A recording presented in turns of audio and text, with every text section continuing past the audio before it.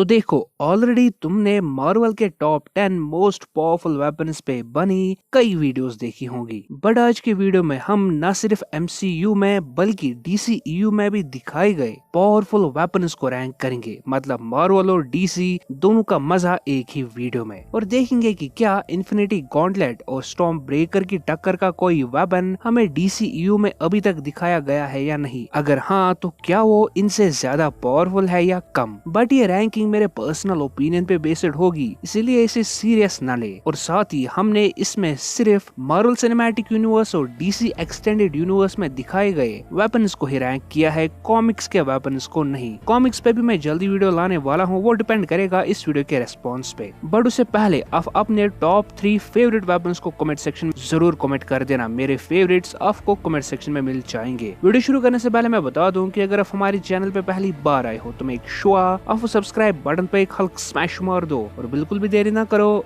अर्थ के mightiest subscriber बनने में। सो नंबर 12 पे है हमारे पास एक ऐसा वेपन जिसने वाइब्रेनियम के चीथड़े उड़ा दिए थे। वही वाइब्रेनियम जो कि तब तक अनडिस्ट्रक्टेबल लग रहा था, और वो वेपन है थैनोस की डबल एजेड स्वॉर्ड, जिसने कैप के वाइब्रेनियम शील्ड को डिस्ट्रॉय कर दिया था। डायरेक्टर्स ने कंफर्म किया कि थैनोस की double aged sword euro metal से बनी है, पर क्या उसमें कोई मैजिकल इंचेंटमेंट है म्योल्निर की तरह, या क्या वो मैजिकली इम्पावर्ड है, ऐसा हमें नहीं दिखाया गया। बट स्टिल मैड टाइटन इसे वाइब्रेनियम को कट कर पाया था। इसके अलावा इस वेपन से थैनोस ने आयरन मैन के रिपल्सर्स, कैप्टन अमेरिका के फोटोन ब्लास्ट, कैप्टन अमेरिका की लाइटनिंग तक को सर्वाइव किया था। और विदाउट एनी डाउट ये एक फॉर्मिडेबल और बहुत ही पावरफुल वेपन है, और थैनोस जैसे पावरफुल बीइंग के लिए ऐसा वेपन होना तो बनता है। नंबर 11 याका arrow and black hole grenades. अब इन दोनों वेपन्स को मैंने इसलिए एक साथ रखा है क्योंकि दोनों एलियन ओरिजिन के हैं, और दोनों के बारे में हमें ज्यादा इन्फो नहीं दी गई है। बात करें ब्लैक होल ग्रेनेड्स की, तो ये वेपन हमें डार्क एल्व्स के पास थॉर द डार्क वर्ल्ड में देखने को मिले थे, जहां पर इसे फेंकने और एक्टिवेट करने पे एक सिंगुलैरिटी क्रिएट होती है, और इसके इर्द गिर्द कोई भी ऑब्जेक्ट इसमें सक हो जाता है। और यह वेपन इतना पावरफुल है कि कर्ज जैसा पावरफुल बीइंग भी इसके आगे ज्यादा कुछ कर नहीं पाया। बात करें याका एरो की, तो ये एरो एक एलियन मेटल याका से बना है, जिसे सेंचुरियन स्पीशीज का एक मेंबर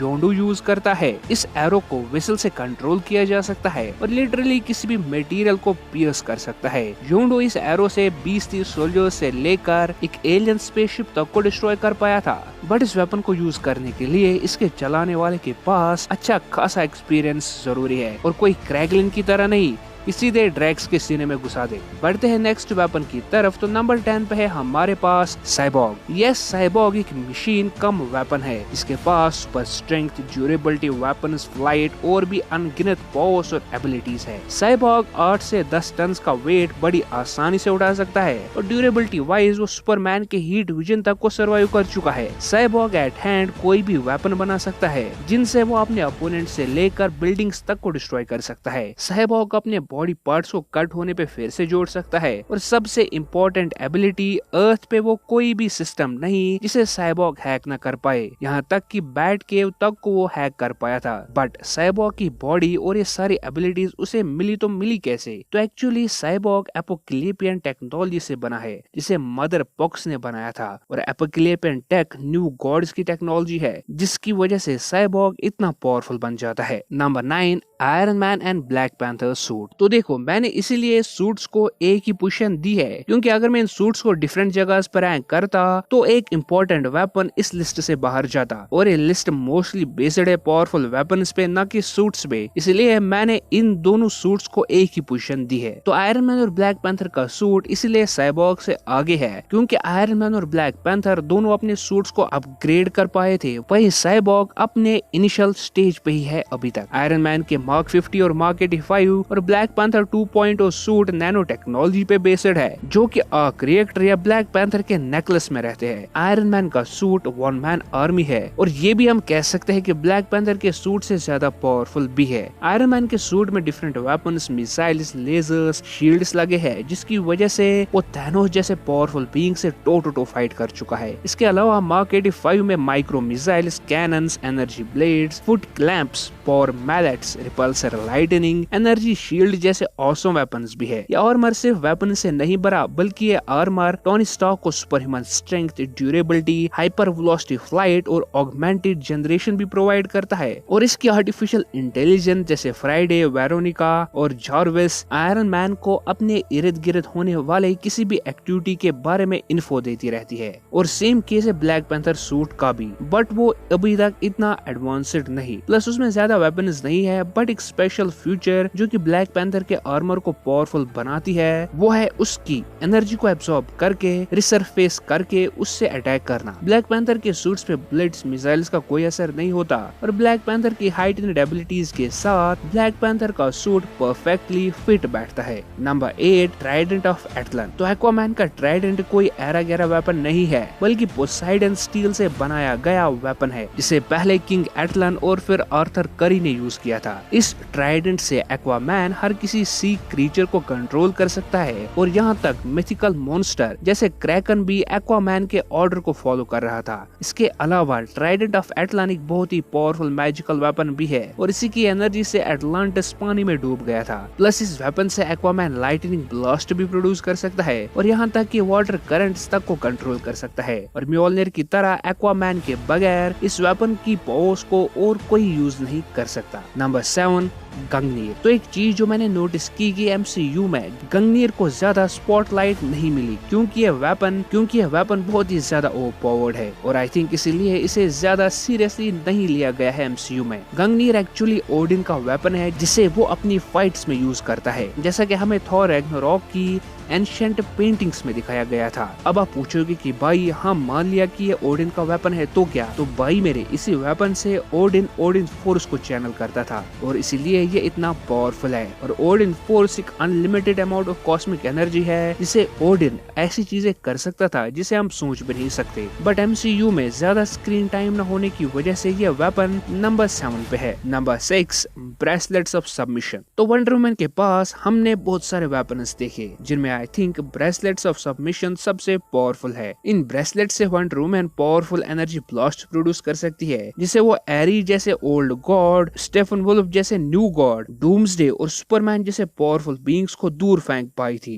ड्यूरेबिलिटी वाइज तो वो एक एंग्री एरीज के अटैक को मिड एयर पकड़ पाई थी, डूम्सडे के हीट विजन को सर्वाइव कर पाई थी और स्टेफन वुल्फ के एक्स को काउंटर कर पाई थी। एक्चुअली ये ब्रेसलेट्स ज़ूस के शील्ड से बने हैं, इसलिए ये लाइटनिंग को भी इजीली कंट्रोल और मैनिपुलेट कर सकते हैं। इसके अलावा वंडर वुमन के पास गॉड किलर स्वॉर्ड भी थी, बट एक्चुअली ऐसी कोई स्वॉर्ड नहीं और वंडर वुमन खुद गॉड किलर है ना कि कोई स्वॉर्ड। इसके अलावा उसके पास लैसो ऑफ ट्रुथ भी है। Number 5, Surtur's twilight sword. तो फायर डीमन सर्टर का प्रिंसिपल वेपन है ट्विलाइट स्वॉर्ड। इस स्वॉर्ड से Surtur unlimited amounts of hell fire produce कर सकता है जिसे वो थॉर से फाइट कर पाया था। बट इस वेपन का जलवा हमें थॉर रैग्नारोक के एंड में देखने को मिला जब ये स्वॉर्ड अराउंड 150 फीट लंबी बन गई थी और एस्गार्ड के बस्ती को डिस्ट्रॉय कर रही थी। और हाँ, यही वो वेपन है जिसे एस्गार्ड के सेंटर में घुसा के सर्टर ने लिटरली पूरे एस्गार्ड को डिस्ट्रॉय कर दिया था। सो यस, इस वेपन का इस लिस्ट में होना तो बनता है। लाइक लिटरली एक ऐसी स्वॉर्ड है जिसे आप पूरे के पूरे कॉन्टिनेंट को सिर्फ उस कॉन्टिनेंट के ऊपर फेरने से डिस्ट्रॉय कर सकते हो। सो डेफिनेटली ट्विलाइट स्वॉर्ड एक बहुत ही पावरफुल वेपन है जो कि हम देख के भी अनदेखा कर देते हैं। नंबर 4, म्योल्निर। आई थिंक म्योल्निर इन सारे वेपन्स में सबसे फेमस वेपन है जिसे हर कोई सुपर हीरो फैन पहचानता है। और थॉर की बात हो और म्योल्निर का जिक्र ना हो ऐसा तो हो ही नहीं सकता।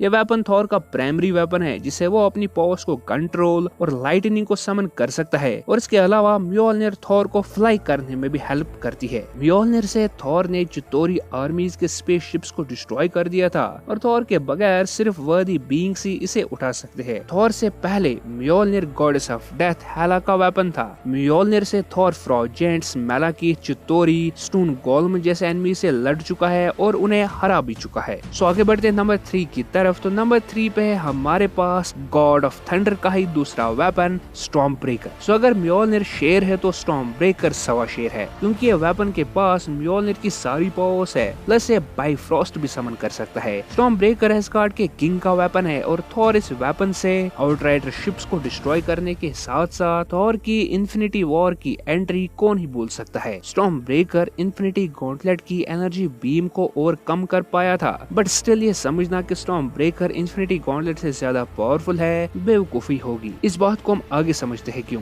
स्टॉर्म ब्रेकर से थॉर बाइफ्रॉस्ट समन करके 9 रेल्म्स में कहीं भी टेलीपोर्ट हो सकता है, और इसी वेपन से थॉर थैनोस को एक बार नहीं बल्कि 2 बार इंजर्ड कर पाया था। ओ सॉरी, दूसरी बार तो पूरा मार ही डाला था। बढ़ते हैं आगे तो नंबर 2 पे है हमारे पास न्यू गॉड्स का weapon mother boxes. Mother boxes DC की इन्फिनिटी स्टोन्स है और न्यू गॉड्स इसे पूरे प्लैनेट्स को टेराफॉर्म करने के लिए यूज करते हैं। और अगर एक बार ये 3 मदर बॉक्सेस यूनिटी बना ले, मतलब एक दूसरे के साथ सिंक्रोनाइज हो जाए, तो इनकी पावर को रोकना इम्पॉसिबल हो जाता है, जो कि हमने जैक स्नाइडर जस्टिस लीग के एंडिंग में देखा था। मदर बॉक्सेस के पास molecular manipulation, matter manipulation, biological manipulation, teleportation और एनर्जी एब्जॉर्प्शन जैसी पावर्स है। और हाँ, साइबॉर्ग भी एक मदर बॉक्स की ही क्रिएशन है, तो इससे आप आइडिया लगा सकते हो कि मदर बॉक्सेस कितने पावरफुल है। मदर बॉक्सेस किसी भी बीइंग को हील भी कर सकते हैं, और यहाँ तक कि सुपरमैन को भी मदर बॉक्सेस की हेल्प से रिजरेक्ट किया गया था। सो यस, मदर बॉक्सेस के पास लाइफ मैनिपुलेशन की भी पावर है। अरे भाई, इसके अलावा और कौन सी पावर चाहिए। सो फाइनली हम आ गए हैं इस लिस्ट के नंबर 1 वेपन पे, बट उससे पहले मैं कुछ स्पेशल मेंशंस बताना चाहता हूँ, जो वेपन्स खुद में तो बहुत ही ज्यादा पावरफुल है, बट इस लिस्ट में अपनी जगह नहीं बना पाए। जैसे कैप्टन अमेरिका का शील्ड, डिस्ट्रॉयर आर्मर। देखो, कॉमिक्स में डिस्ट्रॉयर आर्मर बहुत ही ज्यादा स्ट्रॉन्ग है, जो कि सेलेस्टियल से लड़ने का पोटेंशियल रखता है। हाँ भाई, वही सेलेस्टियल जो कि हमें इटर्नल्स मूवी में देखने को मिलेंगे। बट एमसीयू वाले डिस्ट्रॉयर आर्मर को तो थॉर विद म्योल्डर ने ही हरा दिया था, और उसे उतना पावरफुल नहीं दिखाया गया है मार्वल सिनेमैटिक यूनिवर्स में। इसके अलावा katana, soul taker sword, Batman bracelets जो कि सुपरमैन के हीट विजन को विथस्टैंड कर पाए थे, Whiplash's armour, Steppenwolf's axe, Wonder Woman shield और लैसो ऑफ हेस्टिया। इसके अलावा हालांकि नेक्रो स्वॉर्ड्स भी बहुत ही पावरफुल है, बट उनका फुल पोटेंशियल हमने अभी तक अच्छे से एमसीयू में नहीं देखा है, और शायद थॉर 4 में हमें थॉर 4 के विलन के पास नेक्रो स्वॉर्ड देखने को मिले, तभी इस वेपन का हमें फुल पोटेंशियल पता चलेगा। बट इन सारे वेपन्स में से अभी तक हमें एमसीयू और डीसीयू में सबसे पावरफुल वेपन इन्फिनिटी गॉन्टलेट दिखाया गया है। अरे खाली इन्फिनिटी गॉन्टलेट नहीं, infinity gauntlet with infinity stones. ये एक ऐसा वेपन है जिससे तुम कुछ भी कर सकते हो, लाइक लिटरली कुछ भी। लाइक जैसे तुम्हें एक मिलियनियर बनना है तो तुम इससे मिलियनियर बन सकते हो, क्योंकि इसमें है रियलिटी स्टोन। फ्लैश की तरह टाइम ट्रेवल कर सकते हो टाइम स्टोन से, कहीं भी यूनिवर्स में टेलीपोर्ट हो सकते हो स्पेस स्टोन से, कोई भी चीज डिस्ट्रॉय कर सकते हो, यहाँ तक कि प्लैनेट्स को भी डिस्ट्रॉय कर सकते हो पावर स्टोन से, किसी के भी माइंड के साथ खेल सकते हो माइंड स्टोन से। मतलब देखो, एक आइडिया है मेरे पास कि अपनी क्रश पे अगर तुम्हें माइंड स्टोन मिले ना, तो अपनी क्रश पे जरूर यूज करना, ठीक है। और किसी के भी सोल को मैनिपुलेट कर सकते हो सोल स्टोन से। सो लाइक लिटरली ये अल्टीमेट वेपन है, जिससे पावरफुल वेपन अभी तक एमसीयू क्या डीसीयू में भी कोई नहीं है। बट हाँ, मदर बॉक्सेस इसे थोड़ी सी टक्कर देते हैं। सो अगर आपको जानना है कि mother boxes versus infinity gauntlet में कौन ज्यादा पावरफुल वेपन है, तो हमने उस पर एक वीडियो बनाई हुई है, जिसका लिंक आपको ऊपर कार्ड में फ्लैश करते दिख रहा होगा। सो आज की वीडियो के लिए इतना ही। अगर वीडियो अच्छा लगा हो तो वीडियो को लाइक, चैनल को सब्सक्राइब करना नहीं भूलना, और हमारी दूसरी वीडियो आने तक आप हमारे एस्कार्डियंस वर्सेस इटर्नल्स, हाँ, या फिर top 10 most powerful gods in MCU and DCU पे बनी वीडियोस को एंजॉय कर सकते हो।